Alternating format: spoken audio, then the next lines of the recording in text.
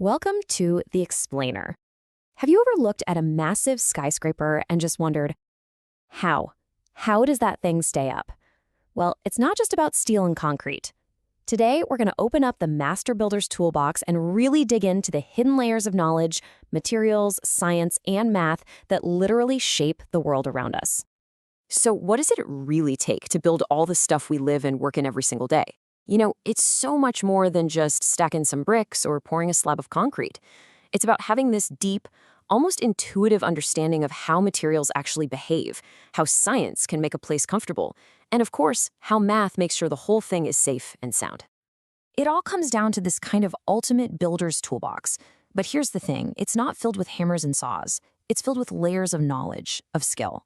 So let's peel back these layers together and see exactly what it takes to go from a total beginner to a true master.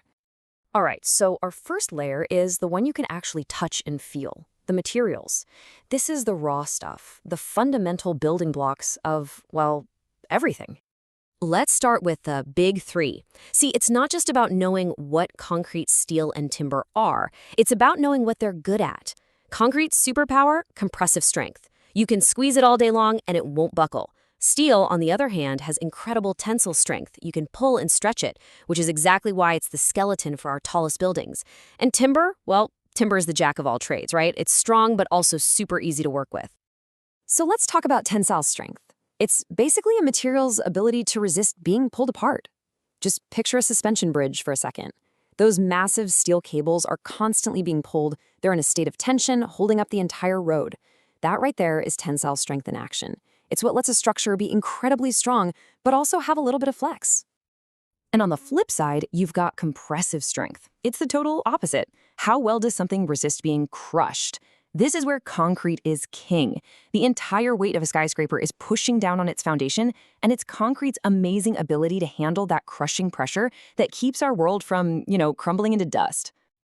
But look, strength isn't everything if you can't do anything with it. That's where workability comes in. How easy is it to shape a material, to manipulate it? This is the difference between just having a big block of stone and having an intricately carved sculpture. Materials with high workability, like wood, are what give architecture its artistry. Of course, no material is invincible, and a master builder knows this better than anyone. They know about rust, about rot, about the slow, relentless damage from wind and rain. Building something that lasts means building it to defend against all of these constant threats from day one. Okay, so we've got our materials. Now we can move to the next layer in our toolbox, science. This is where we stop just building a structure and start creating a space that you'd actually want to be in. You see, science in construction isn't just about physics and making sure a building doesn't fall down. It's about making it comfortable and safe and just a nice place for people to be. It's the science of heat and light and sound that transforms a simple shelter into a real home, or a place where you can actually get work done. Ever wondered why one room in your house is always freezing? It all comes down to the physics of heat transfer. Heat is sneaky. It seeps through solid walls, that's conduction. It circulates through the air, that's convection. And it even travels through empty space from the sun as radiation. A really well-designed building has to control all three to keep you comfortable and, hey, save some energy too. And light is just as crucial. The absolute best buildings, they do this amazing balancing act. They blend natural sunlight with artificial light to create spaces that aren't just bright enough to see, but that actually improve our mood and help us focus. It's a science that has a direct impact on how we feel every single day. Okay, now for our final and maybe most important layer, math. And listen, this isn't just another tool. Math is the universal language that governs everything we've just talked about. It's precise, it's non-negotiable, and it is incredibly powerful.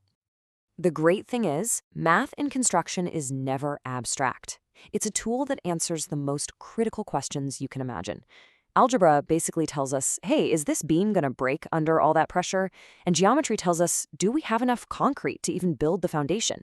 One is all about strength, the other is all about form.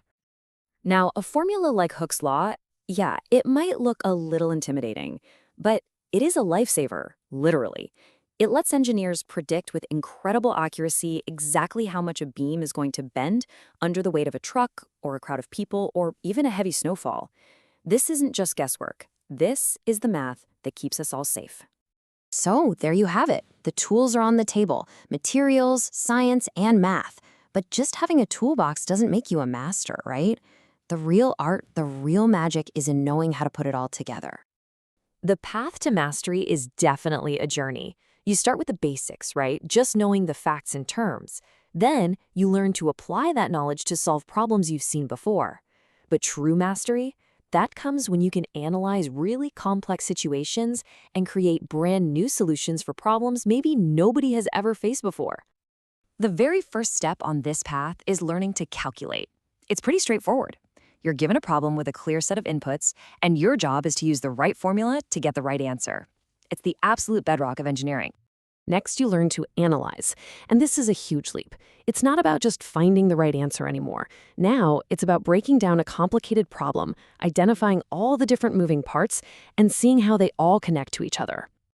And finally, at the very peak of mastery, you learn to evaluate. This is where you take all that analysis, you weigh the pros and cons of every single option, and you make those critical judgment calls that will make or break a project. This is where you really earn the title of master. And really, that's what it all comes down to. This quote sums it up perfectly. A master builder isn't just putting up walls. They're applying this entire toolbox of knowledge to create spaces that actually improve our lives, making them safe, functional, and comfortable.